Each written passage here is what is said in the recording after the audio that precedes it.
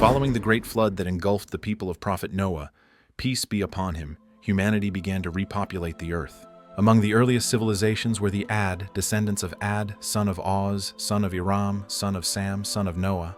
They inhabited the region of Al-Ahqaf, a vast expanse of sand dunes in southern Arabia, encompassing parts of modern-day Yemen, Oman, and the Rub al-Khal.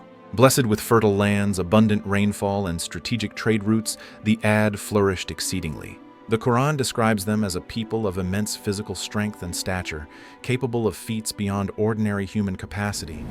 And remember when he made you successors after the people of Noah and increased you in stature extensively. So remember the favors of Allah that you might succeed.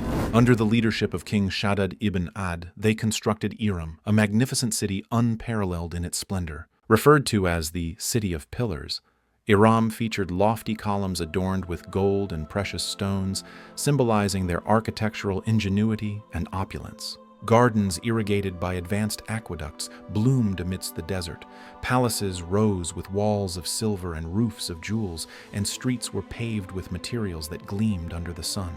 The city's wealth stemmed from commerce in frankincense, myrrh, and spices, making it a hub of prosperity. The Ad's physical prowess was legendary.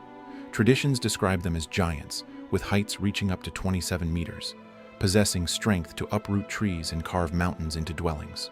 Their society was hierarchical, with nobles residing in opulent tents supported by ornate pillars, while the common folk benefited from communal advancements. However, this affluence bred hubris. They began worshipping idols, Hubal, Suwa, Yaguth, Ya'uk, and Nasr, attributing their success to these false deities rather than Allah, the one true God.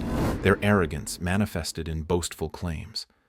As for Ad, they were arrogant upon the earth without right and said, "Who is greater than us in strength?" Did they not consider that Allah who created them was greater than them in strength? But they were rejecting our signs. As the Ad's rejection intensified, Allah's decree unfolded. Signs of warning appeared. Droughts parched their once verdant lands, crops withered, and skies darkened. The Quran vividly describes a cataclysm, and as for Ad, they were destroyed by a screaming violent wind, which he imposed upon them for 7 nights and 8 days in succession. So you would see the people therein fallen as if they were hollow trunks of palm trees. This screaming wind, called Rai Sarsar, a frigid, sand-laden gale, ravaged Iram relentlessly. For 8 harrowing days, the tempest uprooted pillars, buried palaces under dunes, and scattered the mighty Ad-like chaff. Traditions narrate that the wind lifted people into the air, slamming them down with fatal force, their bodies disintegrating upon impact. Shaddad, upon entering his completed Iram, was struck down before he could revel in it, his city vanishing beneath the sands. Only the prophethood, peace be upon him, and his followers were spared. Allah guided them to safety. The destruction was total. Iram, once a beacon of human ingenuity, became a lost relic, its location shrouded in mystery. Islamic scholars interpret this as a manifestation of Allah's power over creation, where even the mightiest civilizations crumble without divine favor. The story of Iram imparts timeless wisdom. Worldly success is ephemeral without gratitude and obedience to Allah. It warns against the snares of materialism and pride, echoing in surahs like Al-Shu'ara and Al-Qamar.